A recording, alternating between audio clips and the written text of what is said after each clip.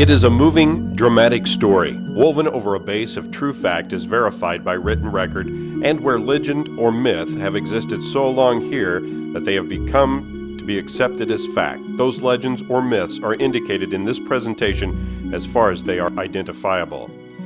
The actors of the pageant are public-spirited people of Sullivan and Bourbon who volunteered in groups to do stage work.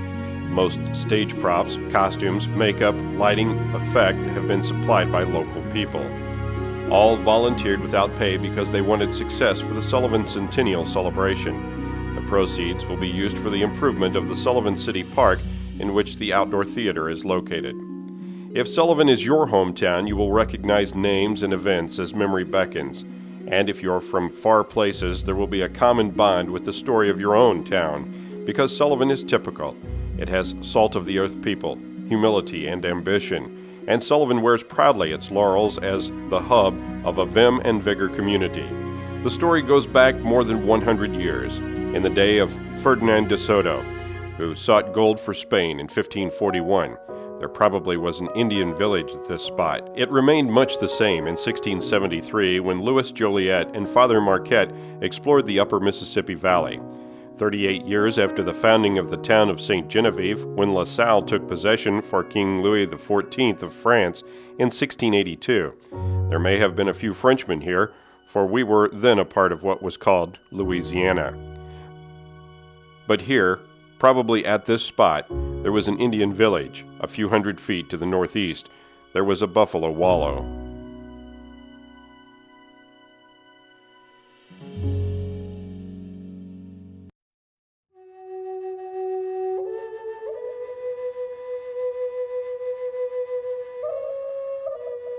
Back beyond the time of white man's settlement, the Indian worked after his own fashion. It was not always easy to provide food and shelter with the crude tools and weapons of the day. Here the red man and his generations brought down bison, bear, and deer with bow and arrow.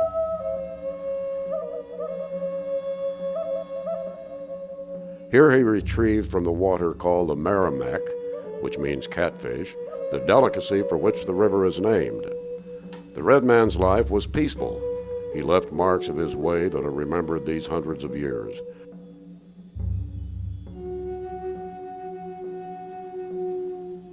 From the buffalo tracks he made his footpaths, and from the Indians' footpaths have come our roads, even our highways. And what small boy has not found in this land of the Osage and arrowhead are a grooved stone tomahawk? Occasionally, in the dim past, there was a raid or a skirmish. Sometimes an ancestral hunting or fishing right was threatened. It was defended.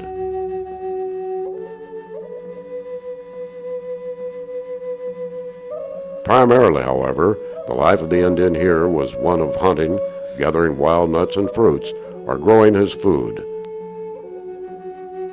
Village life centered around the council fire.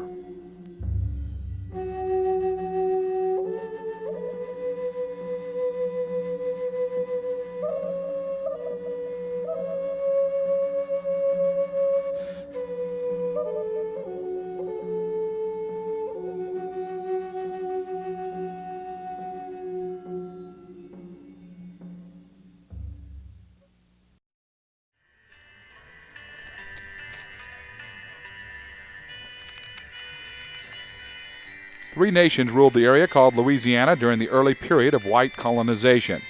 First there were the Spaniards, following De Soto's exploration for gold. Then there were the French, who coveted the entire Midwest and reached their goal just before the French and Indian Wars.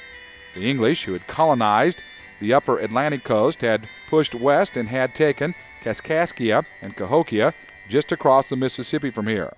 These forts, Kaskaskia and Cahokia, were returned to the French after England was defeated in the Revolutionary War. The year is 1790. Heroes of the American Revolution were paid in land grants in lieu of cash. But where was the land? Daniel Boone found it for them. Over the Blue Ridge Mountains and across the Ohio. Wilderness land, Indian land. It was a land to be explored and conquered. Daniel Boone, with a small party of hunters and scouts, rode from the land east of the Cumberland Gap to the vast wilderness north of the Missouri River. There are some who believe that he crossed the Missouri and came south, even as far south as this spot now called Sullivan. There are some strange contradictions in the story of Daniel Boone. He had a deep resentment against the Yankee system of paying for war service and grants of faraway land. He was loyal to the East despite his resentment when he pioneered for his Revolutionary War comrades. The Spanish, who had regained possession of the Louisiana Territory, named him Spanish governor and told him that he may have 80,000 acres, and they were fertile acres north of the Missouri. Boone had earned it. He knew hardship and hunger. He was a captive of hostile Indians gaining his freedom. He mapped, charted, and prospected. He drew the trail for men who followed with their families across the mountains and into Missouri.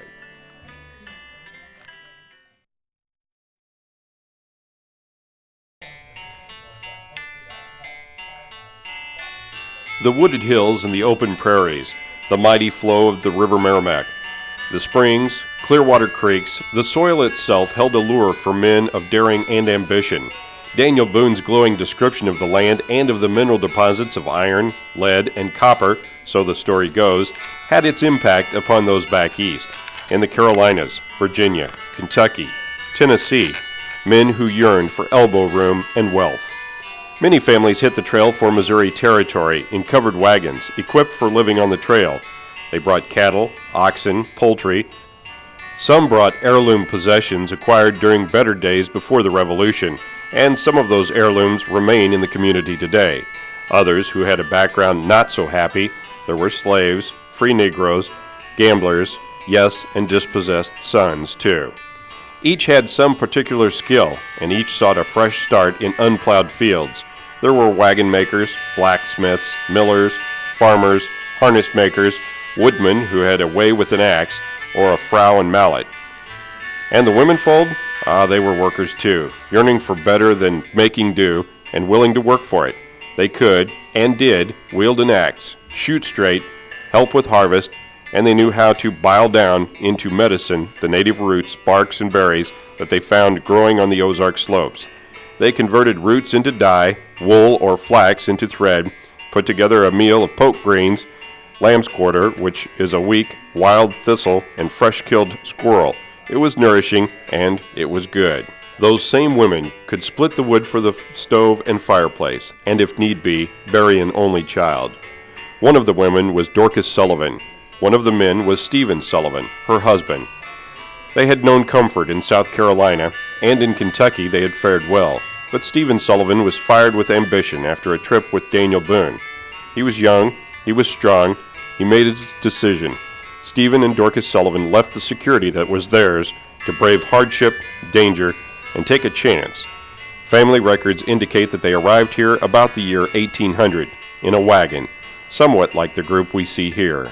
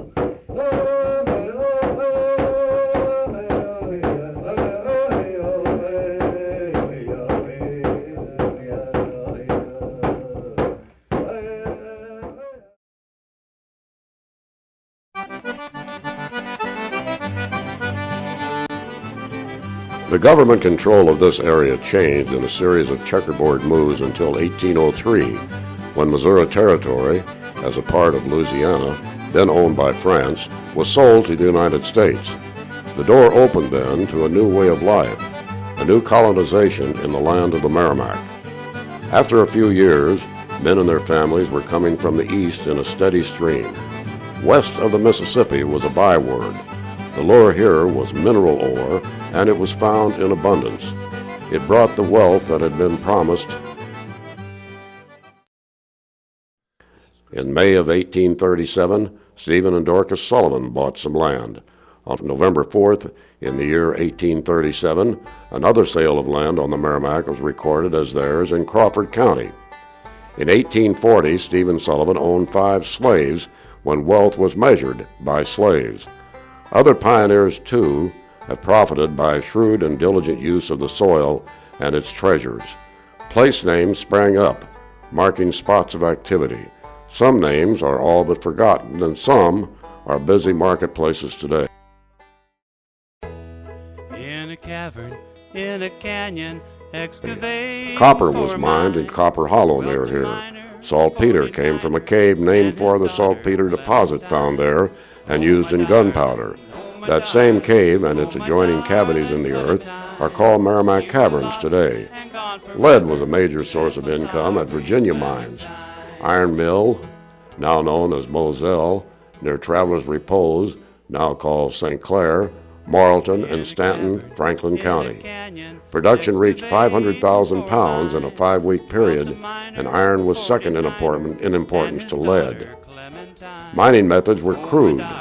The work was hard. Men dug by hand, loaded into wheelbarrows by hand, tossed the heavy ore into wagons, a shovelful at a time, and drove the wagons through the wilderness to the river, where ore was shipped on rafts. From the ore mined here came the plowshares of America, the metal for guns, bayonets, fur traps, cannonballs, axles, and tires for the wagons that hit the Oregon Trail. Later, shoes for the horses of the Pony Express. The life of the early miner was simple. Crude was the word for some.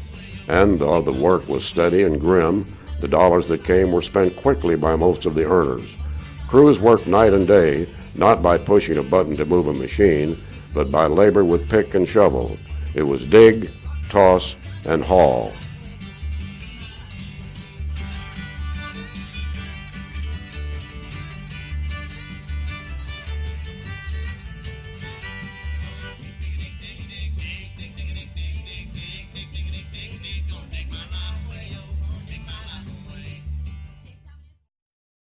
I've been working on the railroad all the livelong day. I've been working on the railroad just to pass the time. Our town grows today primarily through the impetus of motor traffic, the payroll of our factories, and the trade of our farm neighbors. It is hard for us to realize today that the growth of our communities once depended upon our railroad. Its coming marked the end of isolation for the frontier towns. During the 1850s, the twin ribbons of steel rapidly became the arteries through which the lifeblood of the nation flowed. Any village that had been a crossroads shopping center had an opportunity as a pivotal spot of real importance if the railroad came to its door. Among those early settlers who knew the opportunity was Jacob Clark, who owned 440 acres, which he called Mount Helicon, along the Fremont Trail, including what he called Springfield Avenue in Sullivan today. Jacob Clark was proud of his Mount Helicon and eager for its future. A letter which he wrote in January of 1853 shows his enthusiasm. I think that in a short time real estate will be in good demand. We have every prospect of a railroad along here. The engineers are now in our neighborhood, having passed just back of our orchard 2 or 3 days ago with what they say is a location survey. And again, Jacob Clark wrote from St. Louis in December of 1854. I go home once a month to Mount Helicon. I travel more than halfway by railroad, and one of my boys meets me at the depot at Franklin with horse and buggy. Before a great while, it is hoped the railroad will be finished to my place, in which event there will be no inconvenience in living at Mount Helicon. Jacob Clark did not know that the southwest branch of the Pacific Railroad had a hard battle ahead. The plan was to lay 89 miles of track to the valley of the Gasconade, busy then with the timbering traffic. In addition, another route of tracks was to go through Washington, Missouri, Jefferson City, and by 5 gauge on to Kansas City. The railroad had more trouble than Sullivan has ever known. Beginning in 1847, there were 7 years of struggle to finance it. The chart of the southwest branch of the Pacific Railroad from Franklin to Rolla was completed November 16, 1853. By 1855, the entire line for both routes were laid out. Actual construction began in 1856. Was it a cue for Stephen Sullivan? He had his eye on 160 acres. It had been patented by President John Tyler to Garretson P. Hardy in 1839, who sold to William and Mary Smith June 26, 1848, and the Smiths, who seemed to have preferred the wilderness, sold to Stephen and Dorcas Sullivan June 21, 1856. The price, $400. This developed later as a stroke of good luck for the railroad. Actual construction began at Franklin, now called Pacific, in 1856. Trouble was brewing. It was hard to gain right-of-way. Some folks did not want their old way of life disturbed. Money was scarce. There was financial failure. The Southwest Branch Railroad franchise was conveyed in 1870 to the Atlantic and Pacific Railroad, who completed the line into Indian Territory, now Oklahoma. Twice the railroad was owned and operated by the state. In 1875, there was receivership. In 1876, on September 6th, there was another crisis and another new name, the St. Louis and San Francisco Railroad. 2 days later, the line through the northern route became the Missouri Pacific. Meantime, the dream of Jacob Clark was coming true.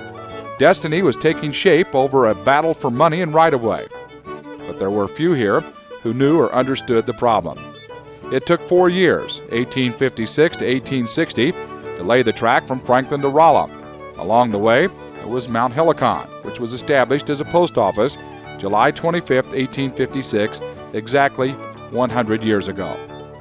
As the railroad workers came near to the property bought by Stephen Sullivan June 21, 1856, the need for a depot arose.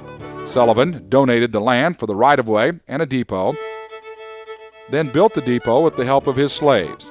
The new depot was named Sullivan in honor of its donor.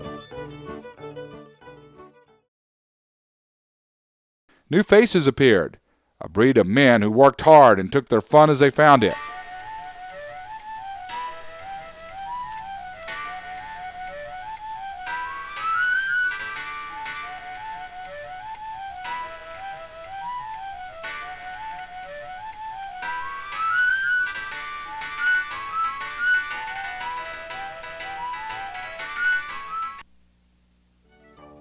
By day, they filled the dips in the earth with gravel and earth, tapped it down, dug with spade and shovel to whittle the Ozark Hills so that the track lay smooth. Muscle matched steel, and many of the workers were men who had fled Ireland's potato famine. They cured hunger and forgot privation as they worked on the new tracks for the Southwest Branch of the Pacific Railroad. They knew boisterous fun, but they knew honest labor better.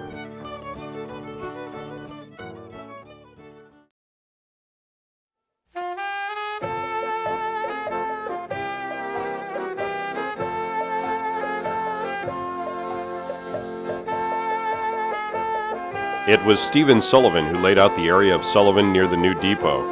His plat was recorded October 4, 1859, with Front Street, we call it Main Street, straight, smooth, and a full 60 feet wide. It was no mere wagon lane that ran parallel to the railroad tracks, even in 1859. Any Saturday, in days of old, and in a tradition that is eternal, there was a typical street scene. The first families, the Hanlons, Fords, Crows, Bradleys, and a dozen others, in addition to the Clarks and Sullivans, came to town to barter or buy, to visit, and to swap the news. Some had slaves. Life was simple. No dreams as yet of radio, television, automobile, nylons, nor frozen foods. In the handmade oak basket the women brought eggs to the goods business store. They bartered for salt, calico, silk, maybe some of the newfangled coat's thread, and perhaps a poke of store-bought candy for the young'uns. The typical housewife had made her own linsey-woolsey dress, But first she helped to raise the sheep, sheared them for wool, washed it with homemade soap, spun it, dyed it with root juice, wove it on a handmade loom. She grew most of the table victuals and made, with the help of her husband, the long sweetening when the sorghum was ripe or the maple trees were running sweet spring sap. Her man, too, brought little and bartered for most of his needs that he could not whittle at home. He swapped a hog for a keg of square-headed nails, a good likely slave for a new wagon with iron-rimmed wheels, a scrubbed calf for a plow blade. The brief moments of neighborly contact on Front Street gave to each a stimulation of mind and spirit. There was big news on July 24, 1860, and news then spread only by one telling another. On this date, Sullivan was established as a post office. Mount Helicon Post Office was abolished. The word spread quickly along Front Street. There's a song that will linger forever in our ears. Oh, hard times come again no more. 'Tis a song, the sigh of the weary.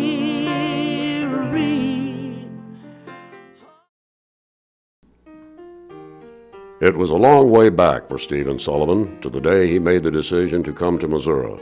A long way back. More than 60 years of work, planning, sometimes deep disappointment.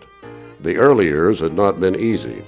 His wife Dorcas shared with him the good luck and the bad, and it was Dorcas who gave encouragement when things went wrong.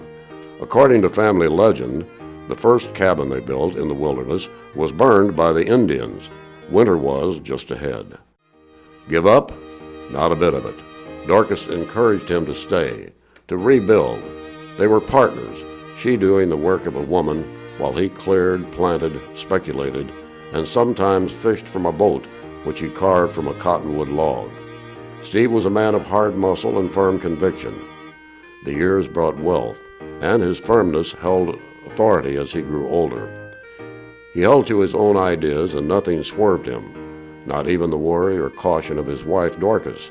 His wealth was reflected in his ownership of slaves.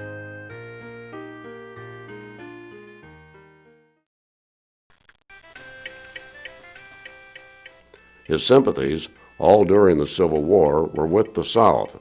When the war drums were beating and the hates of the nation were reaching crescendo, the aging Stephen Sullivan talked vigorously for the South. His sons were soldiers on the battlefield, and Stephen, whose body was old but whose mind was still alert, was as firm as ever in his convictions even after the Civil War was over. Bushwhackers, guerrillas they call them what you will, marauded the country after the war. The guns had ceased their fire. It was almost as if the Civil War were still being fought. Feelings were just as intense as it had been on the day that General Sterling Price and his men burned the Sullivan Depot in an attempt to prevent Union troops from reaching Rolla.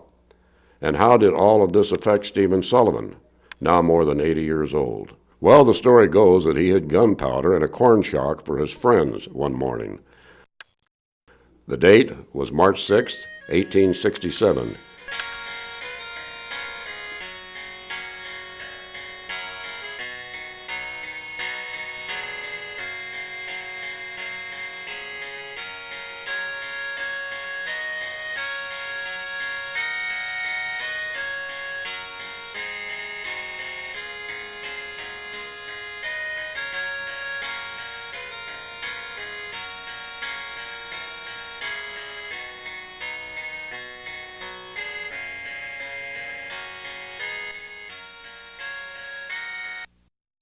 His act brought death for both Stephen and Dorcas Sullivan by his violence and hers by shock a few days after the tragedy.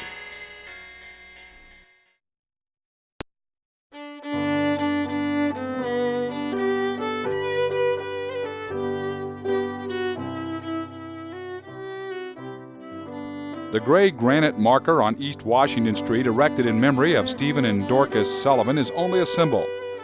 They left the real mark on the history of our town, where Civil War had taken its toll in the bitterest of all our wars, because it ripped the nation asunder. The North fought the South.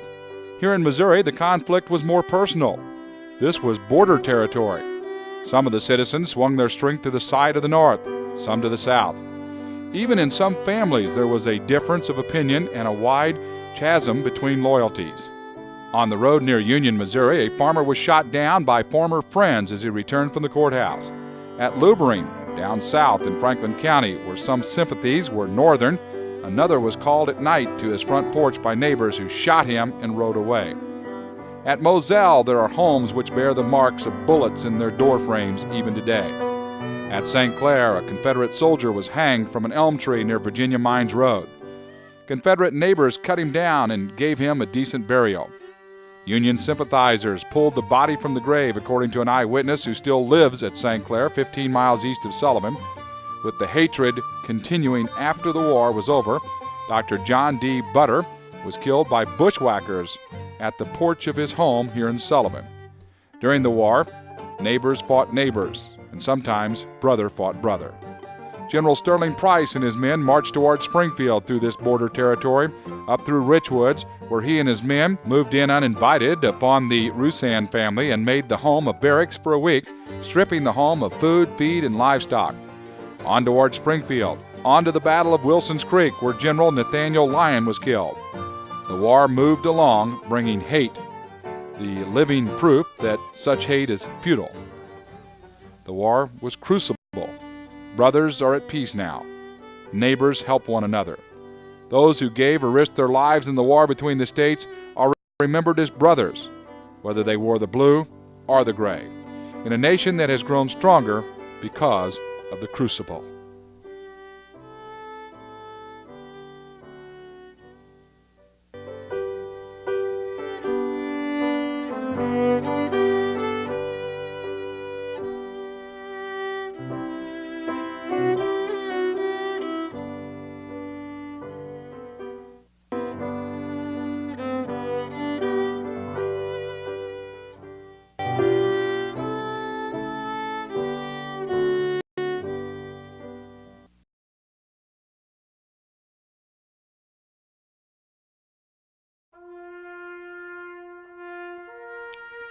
Civil War Roll Call.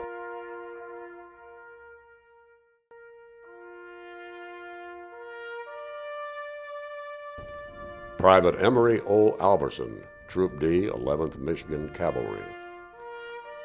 Major E.C. Bauer, Commander, Company D, 1st Maryland Regiment. Private Henry Anderson, Troop H, Missouri Cavalry. Private James Martin Claspel, Company I, 26th Missouri Infantry. Corporal James W. Condor, Company I, 26th Missouri Infantry.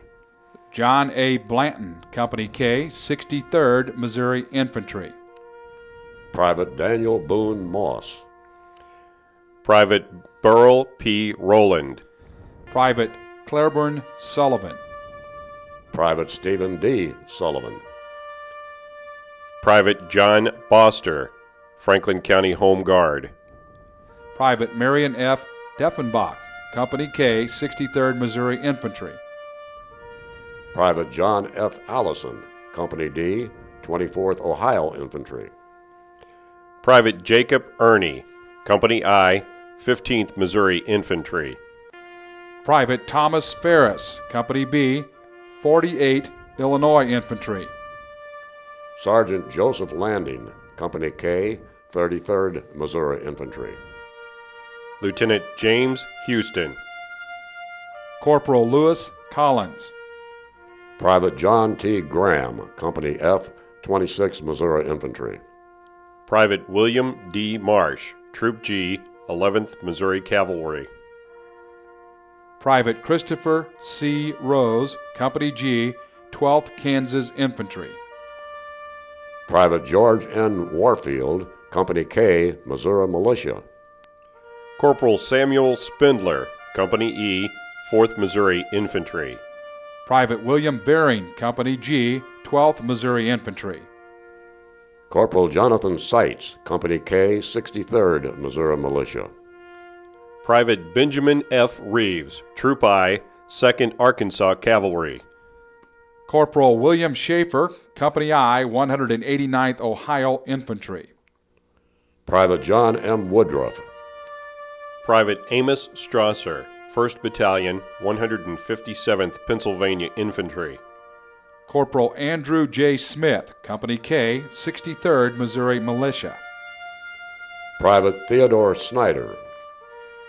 Private Thomas H. Daniels, Company C, 116th New York Infantry.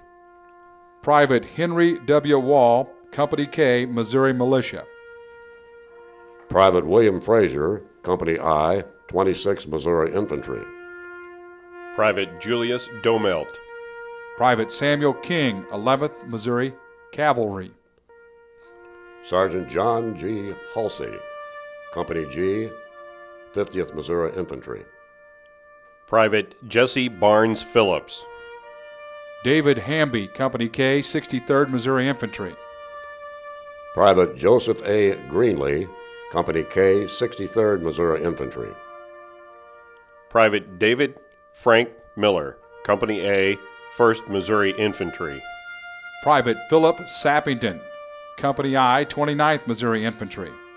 Private Joseph W. Spear, Company I, 26th Missouri Infantry. Lieutenant William M. Wall, Company K, 63rd Missouri Militia.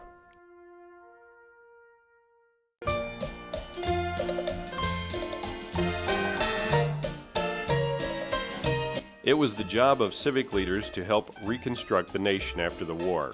Here, as elsewhere, there was emphasis on the education of the young ones. New schools were built, and here, at a spot where the buffaloes once came for food and water, Buffalo School was built. It is presumed that neighbors pitched in together to do the building, and there was an old-fashioned house raising. Logs hauled in from the forest, notched at the corners by men who made the notching a contest of speed and skill. Shouts of rejoicing for the winner. Logs skidded up the log slide at the sides of the building as the walls grew, log upon log, until it was ready for the shingle roof, reeved out with frow and mallet.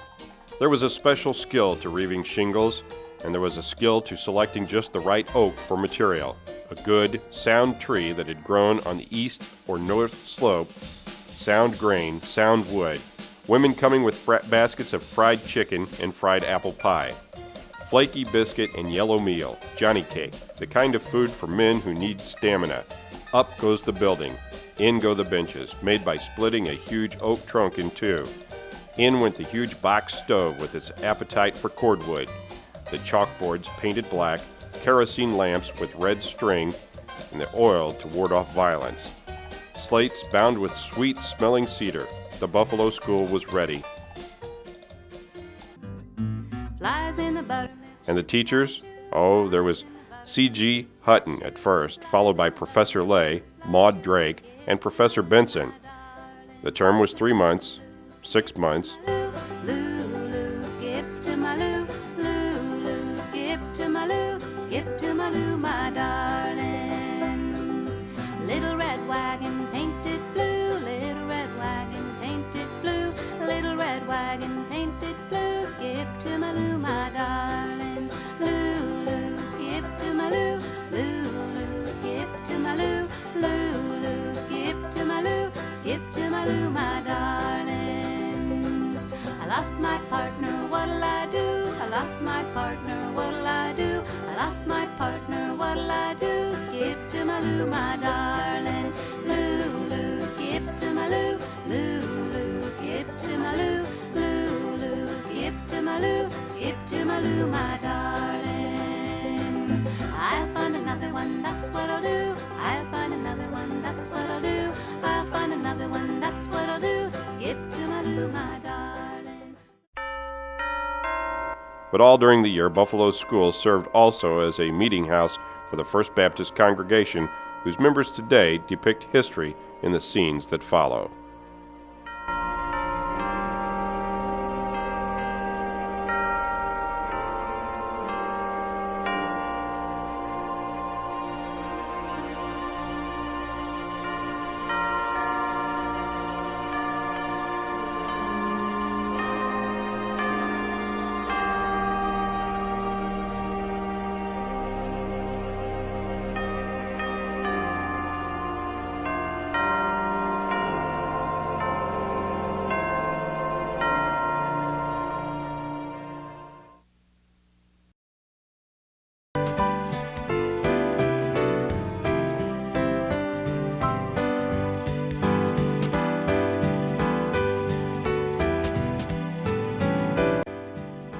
To the pioneers, one day of the year stood out from all the rest as a day for relaxation, patriotic observance, and stump speeches. It was the 4th of July. Not one family missed the event. It was a day of feasting and dinner on the ground, as they called it, a day when heirloom recipes were put to the test, for the food from the baskets was placed together in a sort of smorgasbord, and everyone helped himself. After the feast, pulley bones were drawn apart to foretell weddings. Happy young couples might use this occasion to announce an engagement. Major news in 1883 was that Sullivan had been incorporated as a town of the village third class. The population was 500. For the people, the 4th of July was a day for simple games involving muscular skill. There was music. The band played, and usually there was a parade. In the years following the Civil War, the Grand Army of the Republic showed its force whenever there was a 4th of July picnic north of the Mason and Dixon line. The spirit of 1776 was felt. It was the birthday of the nation. Speakers extolled the virtues of the party, for it was election year, and it was a great day for people to gather together. Speeches of the day were vigorous, flowery with description, or heavy with phrases that were as hot as the weather. It was a part of the Fourth tradition, this impassioned speaking, and the average picnicker would have felt disappointed had there been no speaker waving his arms, delivering at the top of his voice. But he had to speak loudly. There were no public address systems, no wired gadgets to amplify the voice. Adults listened while children went on with their games. Everyone had a good time.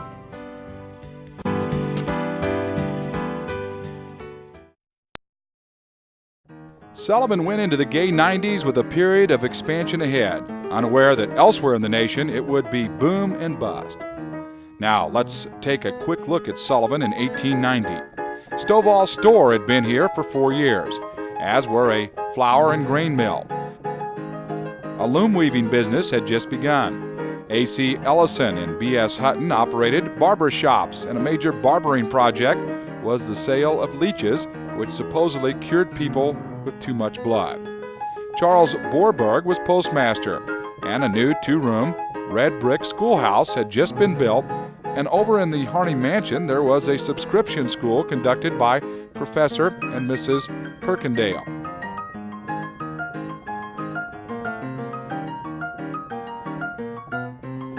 The Reverend Henry Hussman was priest of St. Anthony's Church. The First Baptist Church had outgrown the old Buffalo schoolhouse and had built its own temple of worship on Front Street. Grace Methodist Church was preparing to dedicate its new building, and St. John's Episcopal Church used the Lewis Academy for worship. The Presbyterian pastor was the Reverend S.A. McPherson.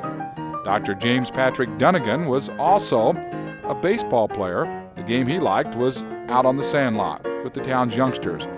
He wore a high-crowned black hat when he played, but the hat was no handicap to slamming a homer. Dr. Albert Lang dispensed his own line of drugs. Life in general had a happy tempo. During the summer, the Frisco brought trainloads of weekenders to Sullivan. And in winter, the hometowners cut ice from Tank Pond and stored it in sawdust for ice cream socials in the summer ahead. But the pattern of life was changing. J.B. Maddox opened up a drugstore in 1892. E.A. Pigg put in a newspaper press and established the Sullivan Star in 1893. The Bank of Sullivan was organized in 1895. The completion of the new Bennett store building was celebrated in 1896 with an all-night dance. Everything was serene on the surface. Then came the financial crash of 1896, which struck across the nation. William Jennings Bryan thought he knew the remedy and was a candidate for the presidency on a free silver ticket. He lost to McKinley, and communications were so limited that Sullivan did not know the definite outcome of the election nationwide until more than a week later. A new wing was added to the brick schoolhouse.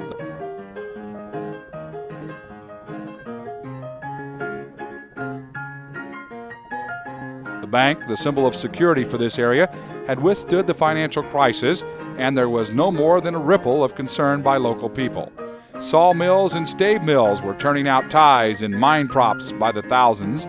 Over at Fisher's store, there were some chunks of lead weighing 500 pounds each that were tangible evidence that ore was still a mainstay to the income. The big chunks had been mined on the Frank Baker farm.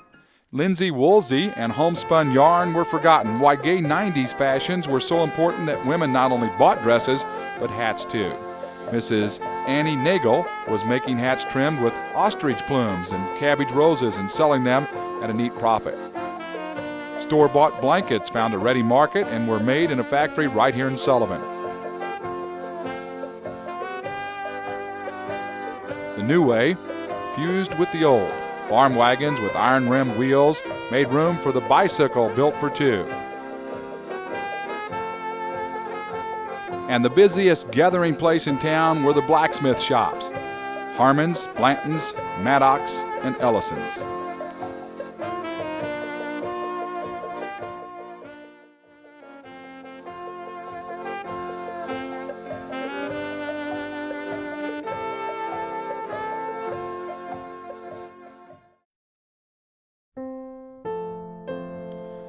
Nothing, it was said, could mar the happy way of life in Sullivan, which was peaceful as the countryside itself.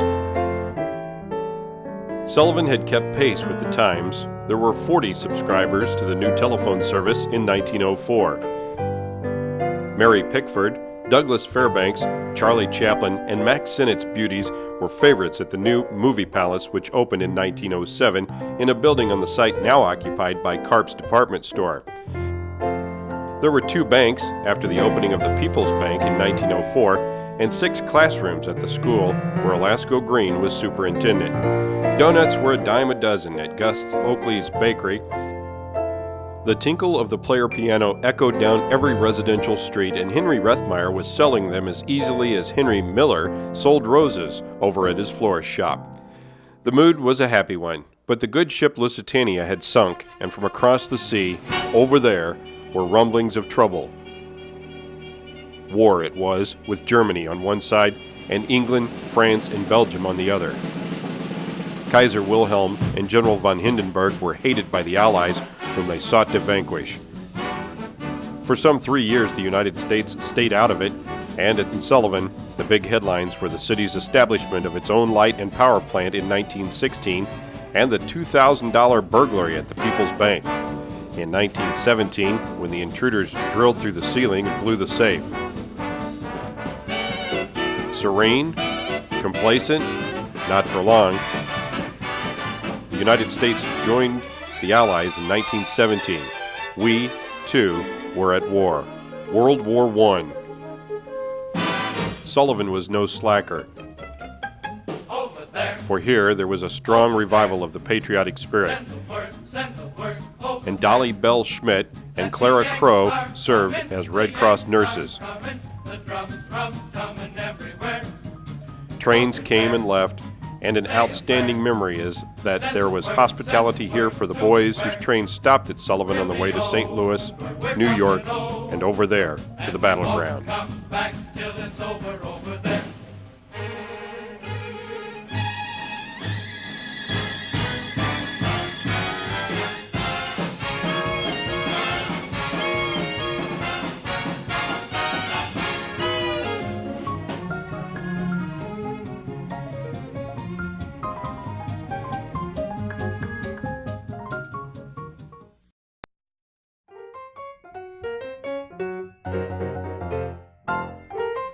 The world, including Sullivan, rebounded after the First World War with a fast tempo.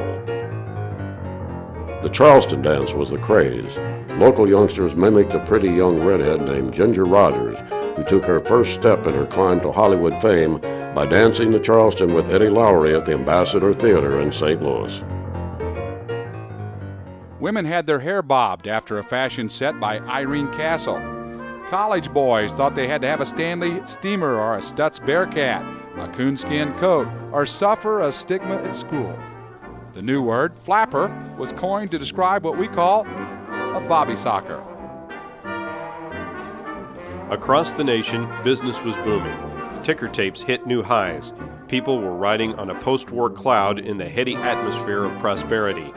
The newfound security of peace and new vistas had opened in the new era of industry. How did it affect Sullivan? The International Shoe Company started here with 25 workers in 1920 in the lower floor of the Masonic Lodge. By 1922, they had expanded into a large brick building north of the tracks on Clark Avenue, and a year later took also the Williams and Clark building across the street.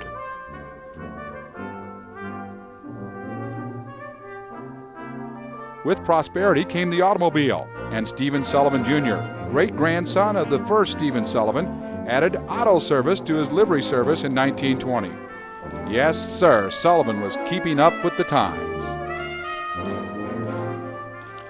A new gadget called the radio had been invented, and MC Mort Dunsford bought the parts and put one together. A crystal set, they called it, a maze of wires wound around a cylinder, batteries for power, headphones shut out all nearby sound and brought in the news and music from some faraway station over the other waves. There were many changes with the Roaring Twenties. The Sullivan Athletic Club organized in 1921 and bought 6 acres to be used as a ballpark, now part of the city park where we are located tonight. Miss Olinda Glauser was named a teacher in the Sullivan Elementary School. The Sullivan PTA was organized, and Sullivan built its first sewer system. All of these changes and many more. But the change for the better that affected every citizen, young or old, was the campaign to get Sullivan out of the mud. The drive to replace the dirt roads with concrete slab, the age-old battle for right-of-way. This time, for the ribbon of concrete known as Highway 66, the battle was won. The 2-lane concrete roadway, which completed in Franklin County in 1926 along what had been the old wire road to Springfield, except where the new highway avoided the curves. Speed and prosperity were the order of the day, until one October morning in 1929, when the sand shifted beneath the weight of the pyramided stock and bond structure, and there was a resounding financial crash. Staggering under the blow of financial disaster, there was a sharp readjustment for most Americans. Mortgages on homes were foreclosed. Businesses, large and small, went to the wall. Suicides were commonplace. The panic of 1896 shrank in proportion, for in the 30s, people used their savings, mortgaged property if they could borrow on the property to buy bread and shoes and pay the rent. Men sought jobs which did not exist, and in the cities they padded the streets to look for work and went hungry. The price of beef cattle here in the rural areas dipped to $1 per 100 pounds. Farmers said that if they could get $1 a bushel for corn, they would have utopia. In Kansas, the breadbasket of the nation, men burned wheat for cooking fuel. Then the dust storms came, disastrous drought and burning wind. And though Missouri was out of the mud, she was covered with that dust that was the wind-blown soil of Colorado, Texas, and Kansas. Farm auctions, soup kitchens, relief baskets, the bonus march on Washington, D.C., and apples at the street corners for a hard-earned nickel, all were part of a familiar and weary American scene. Stricken families from Oklahoma took off for California, land of the Golden Promise, and the term Okies became almost an epithet. California had her own poverty-stricken to take care of. Do you remember the Grapes of Wrath and the impact it had upon the American scene? Finally, the federal government set up a system which was supposed to remedy the trouble. It created pay, but the work is not too well remembered. Then came the CCC, with 300,000 young men in 1,500 camps, planting trees, fighting forest fires, combating soil erosion, and building roads. Some of those roads are in the Merrimack State Park, adjoining Sullivan to the east. And Sullivan, where unemployment was kept to a minimum all through the Depression, where banks held strong against the rising tirade of want. Sullivan actually benefited indirectly through the Depression. For with the new arrangement, called WPA, there were federal funds for the towns that could match the funds. For municipal improvement, Sullivan scraped up the money for its share of the WPA, building of a city hall, an impressive structure of native Missouri stone. John Revrow was mayor when the cornerstone was laid. He is also Sullivan's mayor today, and George Hayes was mayor 2 years after the laying of the cornerstone when the building was complete.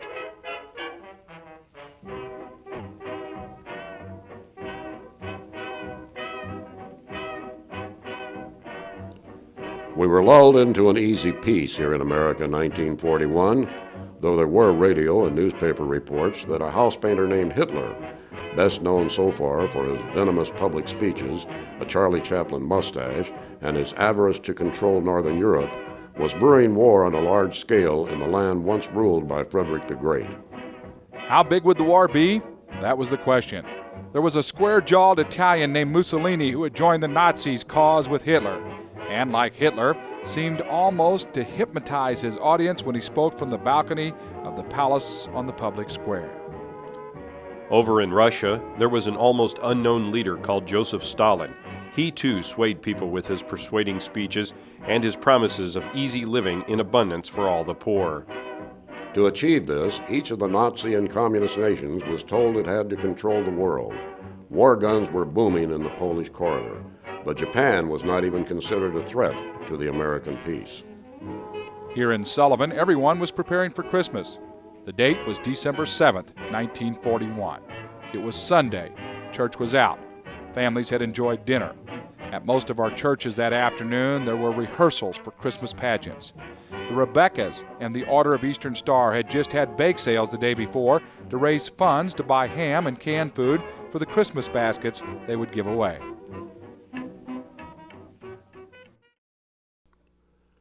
We interrupt this program to bring you a special bulletin. Pearl Harbor has been bombed by the Japanese fleet. No further information is available at this time, but we shall bring another bulletin as the news comes through.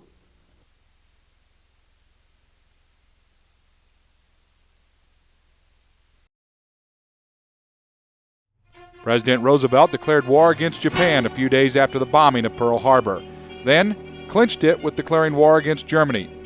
We were at it again to defend our way of life, our democracy, our very homes.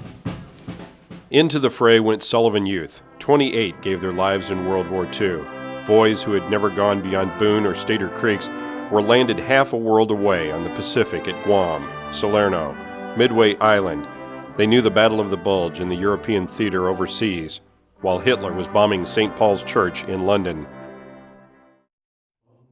Dover to Guadalcanal, Bremen to Anzio Beach, the Valley of the Rhine to Corregidor. American boys and Sullivan boys knew them all. New words were coined: GI, bazooka, snafu, and boogie woogie. Here at home, we had bond drives of Series E. Some of our girls joined the WAAC, or WAVE, and some went away to St. Louis to work 16 hours a day as Rosie the Riveter in the factories that made the ammunition. Housewives got food on the table by waiting in line with stamps. Food was rationed so that GIs might have eggs and beef and sugar far away from home. Not one of our citizens, at home or abroad, was aloof from the impact of World War II.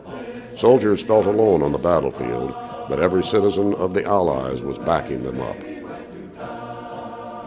World War I veterans of the foreign wars and the American Legion were paving the way for the GI Bill of Rights, GI training after the war, and GI loans which later went into homes and new businesses. Women, too, did their part, and Victory Girls bloomed with the Victory Gardens side by side.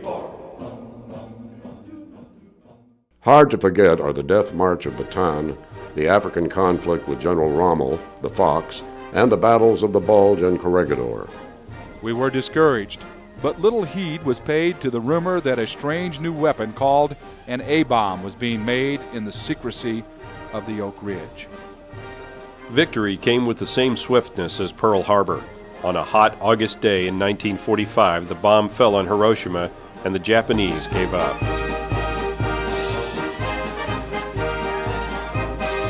The symbol of victory was the raising of the American flag at Iwo Jima, on a little knoll called Mount Suribachi. Marines raised the flag after a hard-fought battle at Iwo, unaware that it was the flag raising the Allied world had been waiting for. The war was over. The Army, the Navy, the Marines, and the Coast Guard had won, backed up by folks at home.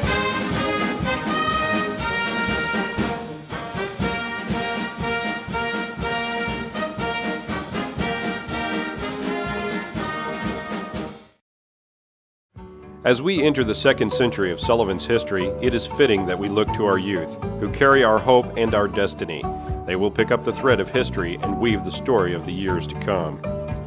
They march tonight in tribute to the Ozark pioneers of old who toiled and lived with hardship and built the town of Sullivan, which not only keeps the pace with the change of the years, but often sets the pace for its neighbor towns. From the Buffalo schoolhouse of the Civil War days to a school plant of 5 large buildings, from the hand-painted blackboard and the split-log bench and McGuffey's reader to a AAA school with all that science can give them to make for a better education. This, in essence, is the story of progress in Sullivan, for it is no longer a handicap to come from this small town. When the young adult strikes out for a wider horizon. Not only has the population increased, but opportunity is better. And here, at Sullivan, we have a stone arch at the entrance to the school campus, built by the students themselves, to express the opportunity that students are aware of. We face the future knowing that whatever it may bring, we will see it together, and that we, as members of the great family of small towns, lend our individual strength to the tapestry of life of the 48 states. This presentation was made not only for your pleasure, but as a centennial tribute to the founders and builders of Sullivan on this, the 100th anniversary of the founding of our town.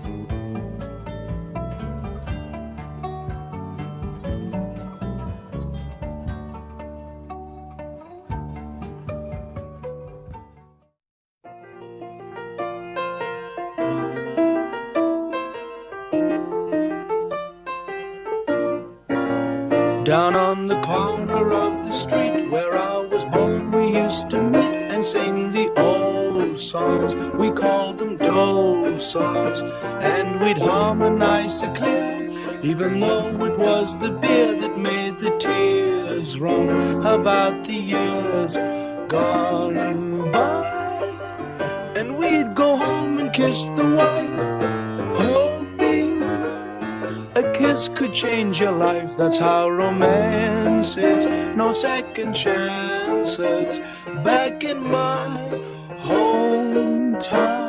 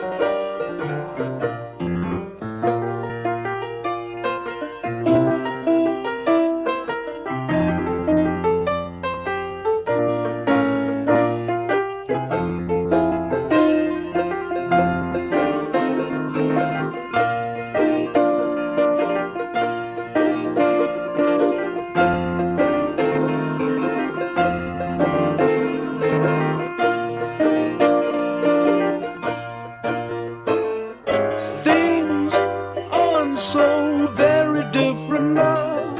Poor folk must get along somehow. You live forever on the never, never.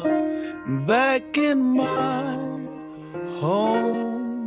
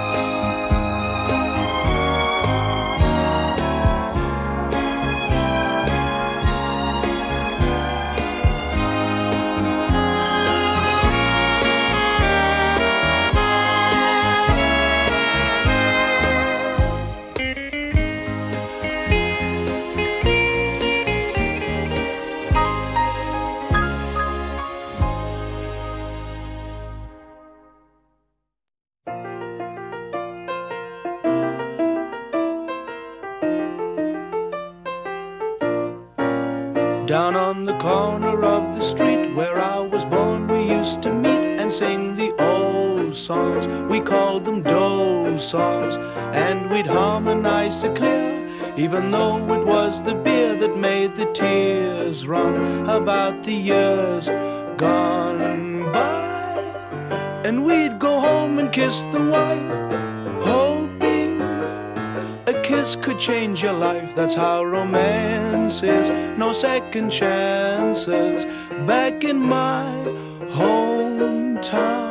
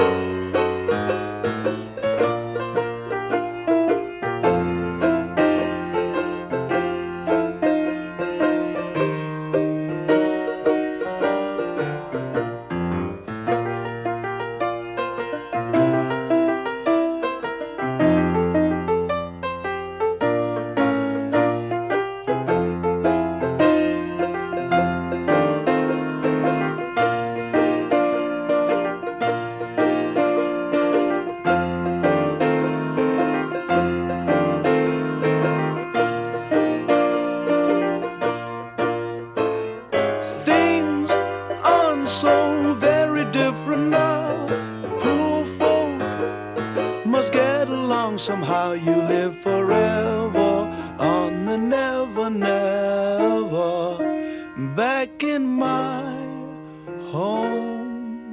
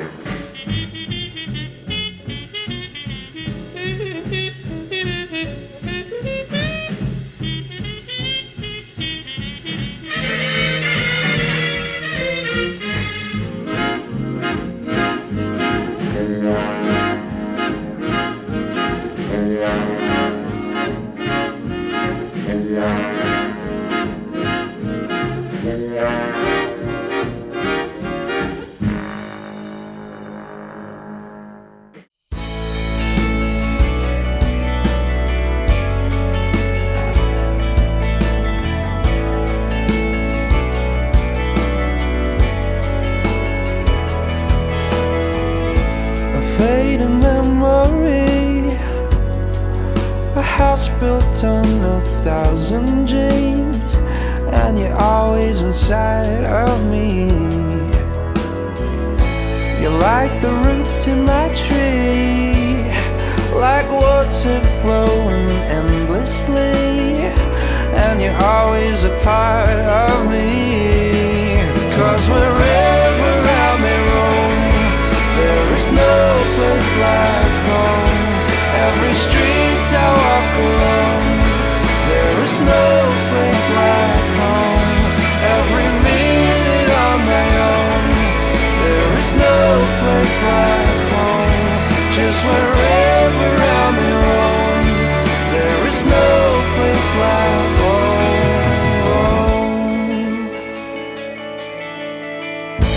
And just like 1, 2, 3, everyone should have a family. Just like you're always a part of me. You're like the room to my key, all the beauty that I want to see, and you're always a part of me. Just wherever I may roam, there is no place like home. Every street I walk alone, there is no place like home. Every minute on my own, there is no place like home. Just wherever I may roam, there is no place like home.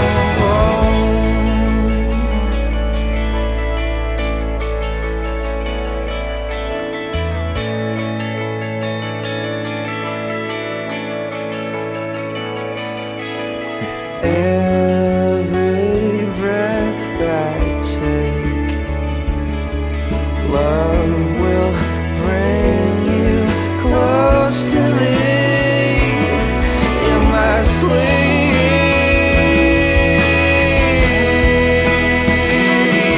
'Cause wherever I may roam, there is no place like home. Every street I walk alone, there is no place like home. Every minute on my own, there is no place like